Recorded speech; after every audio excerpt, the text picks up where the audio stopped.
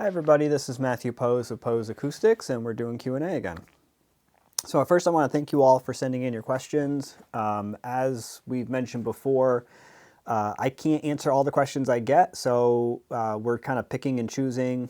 If you guys do the, I think it's called super chat, but the super, whatever it is, if you guys send in money, obviously there's an incentive to answer your questions. So I appreciate when you do that, and it helps to pay for the time that I put into this. All right, so Ted Manassa, I apologize, Ted. So Ted and I have actually been interacting for, I think it's been multiple years now through email. I don't remember how we first met each other or how we first came into working together in any way, but we have talked a lot over the years, and I apologize because I've never actually said your name out loud, so I hope I said the last name correctly. And you said, great videos. We'll send a super chat with this question, which you did for $9.99, and I really appreciate that. And you're asking about ToeIn. So your question is, why does ToeIn affect imaging and sound staging? Is it the ratio of reflected sound to the sum of direct sound at the listening position? Should we look for a balance between image sharpness, image cohesiveness, and width of the front stage? I find that changing ToeIn by small amounts noticeably changes the balance between my ability to pinpoint the location of sounds across the soundstage, how smoothly sounds travel across the soundstage, and the width depth of the soundstage. So Ted, this is a really good question, and I actually did not answer this right away on purpose. I was thinking about it because it's kind of complicated, I actually think. It's not as simple as to say, oh, well, the reason why these things are the way they are is you increase the direct to reflected ratio or something like that. So first off, in an anechoic environment, all that towing is actually doing is changing what axis of the speaker you're listening on, and all that's really doing then is changing the frequency response. So if you look at the measurements that we do like on Audioholics, Aaron from Aaron's Audio Corner, Audio Science Review, any of the places that do high quality measurements, you'll see that they often will show you the measurements at different angles. And if you can look at the actual frequency data, so the steady state response at a given angle, you'll see that it changes. And in a really good speaker, mostly what's happening is the level is changing. The response doesn't really change a lot. But in some speakers, it actually does change a lot. So in a narrower dispersion speaker, what happens is, all else being equal, the response gets quieter faster as you move off axis. A wide dispersion speaker, the response is the same, but also the level is the same at different angles, over a wider number of angles before it starts to fall off. Now, for the most part, all direct radiating speakers of typical design will drop off in level as you move out to the sides. And some do so very dramatically in the high frequencies, and this is called beaming. So if you take a speaker and put it back in a room, so again, like if you're not in a room, if you're outside or if you're in an anechoic environment and you turn it, then when you're on axis to the speaker, meaning the speaker is towed towards you, if it's off in the left or the right position, it's towed towards you, you're hearing the on-axis response.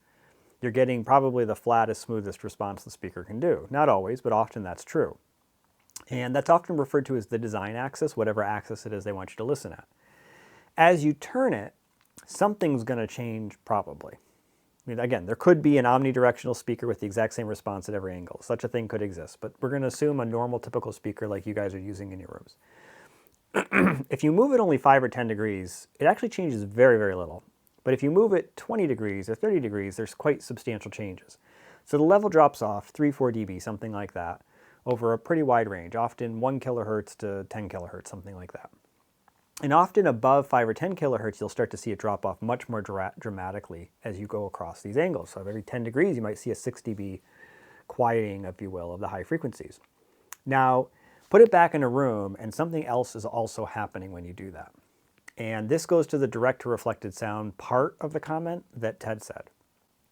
If you have the speakers aimed not at you, but so that they're not towed, they're just pointed straight to the back wall, then you're probably going to be about 30 degrees off axis. And the reflections off the sidewall are also going to be 20, 30 degrees, 40 degrees off axis, something like that. Remember, it's spraying sound kind of everywhere along this wall, and that's all reflecting back at you.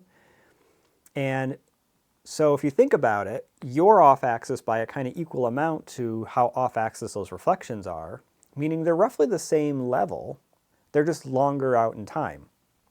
And in many cases, if the speakers are very close to the wall, that time point that they're longer out then is really small, like maybe 5 milliseconds, something like that. So if you have your speakers very close to a wall, it acts like a mirror. And the difference in time between the reflected sound and the direct sound isn't that great, and the ear actually integrates that primarily. Now, let's say we toe them towards you. Now, that wall reflection is way off axis. Let's just say it's 90 degrees off axis, and the response of the speaker is way down in level. So those reflections are much quieter. And if we have a narrow dispersion speaker to begin with, then what we've done is made them even quieter yet than would be true of a wider dispersion speaker. So I'm just going to make up numbers here. Let's say a wide dispersion speaker at 90 degrees is 12 dB down. But for the sake of argument, a narrow dispersion speaker is 24 dB down. One of them is going to be much quieter, but obviously audible, and the other one is going to be so much quieter, it's probably not that audible. So what does that do? Well, when those lateral reflections get reduced in level dramatically, it's actually the same as if you put absorbers on the wall. So what it's going to do is it's going to sharpen the imaging. It's going to become more pinpoint, if you will, because you're getting much more direct sound and much less of those lateral reflections. So there isn't as much of that blurring, if you will. It actually shrinks apparent source width dramatically. And so a lot of people like that because it gives them this very precise imaging. Things track very, very tightly. But something that Sean Olive, for instance, has said quite a bit, Anthony Gramani says this, I've actually made the same comment. It is absolutely true. If you go out into the real world, nothing tracks that sharply. That isn't how sound works naturally. The natural reverberation of the room and the way things are typically are much more diffused than that. And if you listen to a live orchestra, for instance, and use that as a point of reference, you're not going to be able to pinpoint the location of the violins. You're going to be able to tell they're somewhere over here. Now, I can't tell that the first chair is right there. It's over here somewhere. That's the real world. But when you turn the speakers in and you put absorbers on the side walls and you get that really, then all of a sudden it's like, oh, I hear it's right there in that exact spot. That's where the violin is. So you create this kind of pinpoint imaging. Now, if you have a wider dispersion speaker and you don't have absorbers on the wall, or you don't toe them in as much, so again, we're talking about ToeIn, so all of this is interrelated. It has to do with how strong the sound is that's hitting the wall, how loud it is that's hitting the wall and reflecting back. Apparent source width increases. Envelopment actually increases because lateral reflections are a key part of our sense of envelopment. And so the imaging becomes more diffused, but it also becomes more real. You feel like you're in a real environment. It's more close to what happens in the real world. So Ted makes a really astute comment. He says, should we look to balance between image sharpness, image cohesiveness, and width of the front stage? And the answer is yeah, of course we should. So you might argue, well, Matt, isn't all that stuff that you're talking about supposed to be in the recording? The speaker shouldn't add that, the room shouldn't add that, the recording should add that, and that is true. And if we were to be able to have a very high channel count surround system with properly encoded music or movies that has all of those spatial cues exactly as they should be in the speakers, you could listen in an anechoic-like room you would actually want narrow dispersion speakers because it would reduce crosstalk, and that would be preferable. The problem is, first off, most music is 2-channel, and most of you listen in 2-channel. And second, music rarely contains all of those cues the way it should. In fact, if it's studio recordings, it probably doesn't contain those cues much at all. Maybe if they used a really high quality reverb in order to add some ambience to it, and maybe if they were really good with how they pan stuff, they might have put some stuff in certain places that also adds to that. But more than likely they didn't. More than likely they're using a low-end kind of monophonic digital reverb. And what's happening then is you don't get those kinds of natural spatial cues.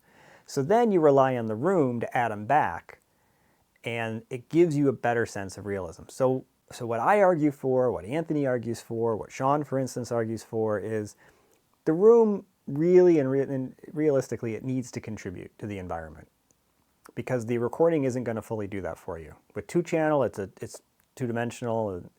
The recording often doesn't contain it, blah, blah, blah. With surround sound, It's not two-dimensional, but it's often not as three-dimensional as it needs to be to recreate what would happen in a real world.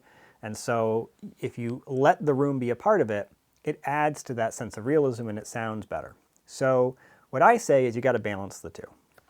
And I can even see an argument for varying it with different recordings.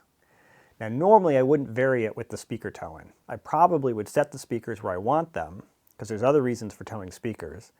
And then what I would vary is actually the absorption, diffusion, reflection levels of the walls. So you can imagine like building an absorber with a shutter system in front of it, and it can open and close, and diffusers with shutter systems and things like that. And you could create something where like you could actually change the acoustics on the walls. RPG actually made one. It was like triangle shaped, like prisms, and you could spin the prism, and one side was a diffuser, one side was an absorber, and one side was just a reflector. And there'd be, I think it was like 3 of them, and they were probably 7 or 8, probably 8 inches across each, and then they would kind of line up next to each other. So if they're 8 inches each, that gives you 24 inches, which is roughly the size of a normal absorber. And then you could change the ratio of absorption, diffusion, and reflection across your walls by changing those. It was a cool concept. They may still make it, I don't know. I've always kind of wanted to build one myself just to try it out. So hopefully that helps you. I mean, all of this, so here's one thing I will mention in addition is I have found that it's pretty important to make sure that there is diffusion and reflections left in the room, even in surround systems, to get good panning and good cohesiveness. One of the things I've noticed in music, surround music in particular, like the new Atmos music that's been coming out, like Apple Music, and Tidal have, they're taking advantage of this like a pony trick, if you will. They're not really using it to recreate an environment. They're using it to recreate an experience that the artist or producer has in their head. So there's this song Boom by Tiesto, and I joke because the lyrics are pretty dirty. It's basically just like a dance reggaeton type song. It's got really good bass though, so it's a good test for bass. And it actually, the surround version pans, I think it's Tiesto, I don't know who's saying it, Boom, all around the room, including up into the Atmos speakers. And so it's a very good test because the voice doesn't actually change as it moves around. So the sound of that voice shouldn't change as it moves around. But in most systems it does because the systems are poorly balanced. The other problem I notice in a lot of systems, the more important one, is with a lower channel count and a poor design acoustically, it ping-pongs between the speakers. And so what you hear is it snaps to the speaker, it kind of pans a little bit, then it snaps to a speaker, then it pans a little, then it snaps to a speaker, then it pans a bit, then it snaps again. And that effect of snapping is because your brain, in order to hear panning, actually what it's doing is it's saying, I'm getting cues from different locations that conflict with each other. So I'm going to split the difference. And then all of a sudden it's going to say, okay, I'm getting a confliction. However, it is stronger to this one area than the other. So I'm actually going to ignore that conflicting data and I'm going to pay attention to the stronger data. That's the snapping. When the brain realizes that actually there's more direct sound coming from the speaker than there is from the other speaker that's being used as part of the panning. So then it ignores that.